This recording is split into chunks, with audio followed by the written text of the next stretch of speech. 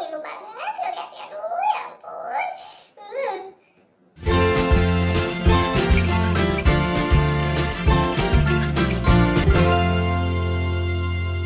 Halo, jumpa lagi di Kamis Medis dengan saya Dr. Nadia.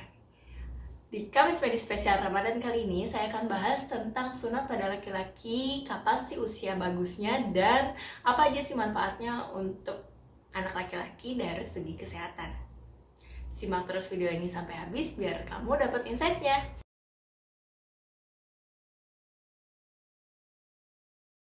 Jadi sunat atau dalam bahasa medis itu biasanya kita sebutnya dengan sirkumsisi, teman-teman. Jadi ini adalah prosedur medis untuk membuka kulit terluar dari kepala penis agar tujuannya itu bisa mudah dibersihkan sehingga dapat mengurangi infeksi dan juga mengurangi risiko terjadinya kanker penis. Tapi selain itu ada 4 manfaat dari sunat pada laki-laki. Jadi pada laki-laki, terutama laki-laki muslim, selain ini sebagai suatu kewajiban, ada juga loh manfaat dari segi kesehatannya. Yang pertama, sunat pada laki-laki ini dapat mengurangi risiko terjadinya infeksi saluran kemih. Karena kan tadi si kulit kepala penisnya itu dapat lebih mudah dibersihkan, sehingga dia akan mengurangi risiko terjadinya infeksi saluran kemih. Terus yang kedua nih teman-teman, dia juga dapat mengurangi risiko terjadinya kanker pada penis untuk laki-laki, atau misalnya jika sudah melakukan hubungan seksual, dia juga akan menurunkan risiko terjadinya kanker pada pasangannya. Yang ketiga, dia dapat mengurangi risiko terjadinya infeksi menular seksual atau IMS seperti HIV atau misalnya herpes genital. Yang keempat pastinya adalah menjaga kebersihan penis nih, jadi lebih bagus dibandingkan teman-teman yang tidak disunat. Ada penelitian teman-teman di Turki tahun 2014 ini membagi 3 kelompok anak berdasarkan usia dia disunat, dan pengelompokannya itu dibagi menjadi anak kurang dari 1 tahun, anak 1-7 tahun, dan anak yang lebih dari 7 tahun. Nah, setelah itu dinilai nih faktor-faktornya. Jadi saat dia disunat, dia juga dinilai nih apa saja sih yang dilihat waktu itu adalah yang pertama, bagaimana respon dia dengan obat bius, kapan dia siuman, terus abis itu juga biaya dan perawatannya, dan yang keempat adalah komplikasinya. Dari hasil studi tersebut menyatakan bahwa anak-anak di usia kurang dari 1 tahun atau bahkan bayi itu adalah waktu yang terbaik untuk sunat dari segi kesehatan, karena dia lebih cepat sembuhnya juga, perawatannya juga lebih baik, dan juga banyak manfaatnya dari segi kesehatan.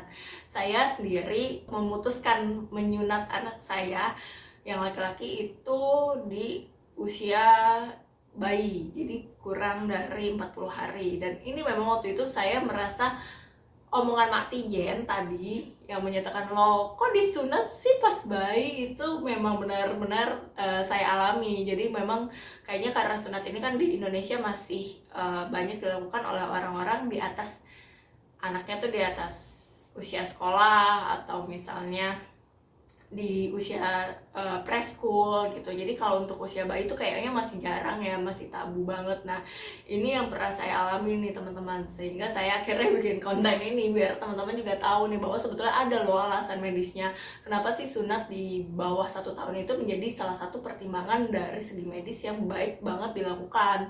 Pertama, dapat mengurangi resiko terjadinya infeksi saluran kencing ya teman-teman, atau infeksi saluran kemih, biasanya kita sebutnya ISK.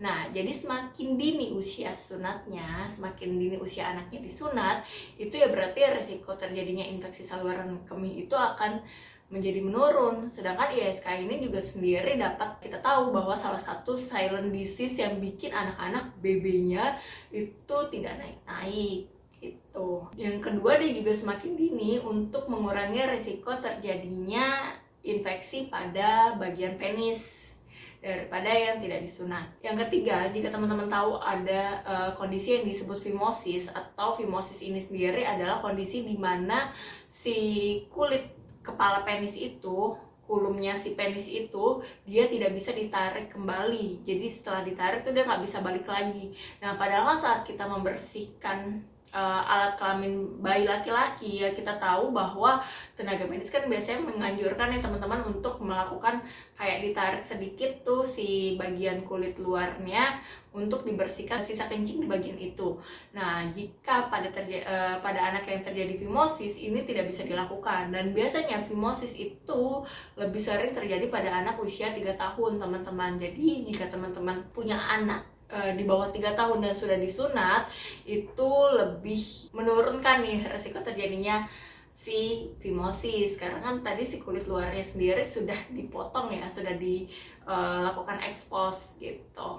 Yang keempat, IMS atau infeksi menular seksual itu biasanya terjadi pada orang-orang yang belum disunat teman-teman. Jadi jika disunat sebelum anak itu aktif atau melakukan hubungan seksual, jadi semakin dini dia itu akan menurunkan resiko IMS pada dirinya sendiri maupun pada pasangannya. Dan yang terakhir, sunat pada bayi ternyata berdasarkan studi itu lebih rendah nih komplikasinya dibandingkan jika dilakukan pada anak di atas usia bayi ya teman-teman. Terus juga perawatannya lebih mudah karena kulit bayinya lebih cepat sembuh nih dibandingkan nanti dia saat dewasa.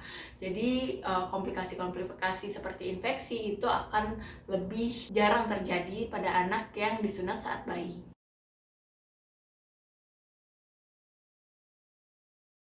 Nah, tadi kan saya nyebutin kalau sebetulnya sunat ini wajib untuk muslim. Tapi jika teman-teman non-muslim melakukan prosedur sunat itu juga bisa dilakukan karena ada beberapa indikasi medis untuk sunat laki-laki yang perlu dilakukan nih teman-teman. Selain untuk dari segi agamanya juga, jadi ada beberapa masalah kesehatan yang memerlukan tindakan sunat. Yang pertama adalah fimosis tadi, yang saat si kulit bagian kepala penisnya itu tidak bisa ditarik kembali, itu dianjurkan untuk melakukan sunat. Karena fimosis ini nanti jika terjadi akan bisa menyebabkan nyeri dan bengkak, dan biasanya ini adalah kegawat daruratan juga nih kalau misalnya sampai betul-betul sudah terjadi komplikasi. Terus juga yang kedua, parafimosis. Nah ini hampir mirip-mirip dengan fimosis ya teman-teman kondisinya.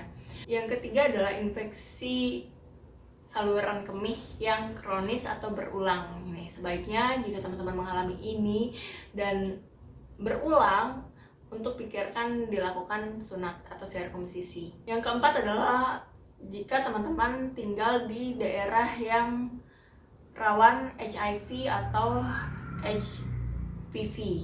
Jadi ini adalah infeksi menular seksual atau biasa kita sebutnya HIV ya, atau herpes genital. Jadi sebaiknya teman-teman melakukan sunat.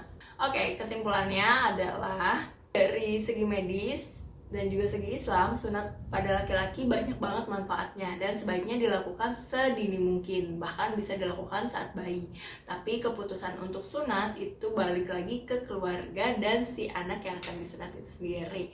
Jadi teman-teman boleh rembukan juga ke keluarga masing-masing untuk kapan periode waktu disunat yang baiknya menurut kondisi keluarga teman-teman. Tapi kalau dari segi medis tadi teman-teman tahu ya kalau sunat pada bayi itu adalah sunat yang dianjurkan dari segi kesehatan. Oke, sampai jumpa di Kamis Medis selanjutnya ya. Semoga konten ini bermanfaat. Bye.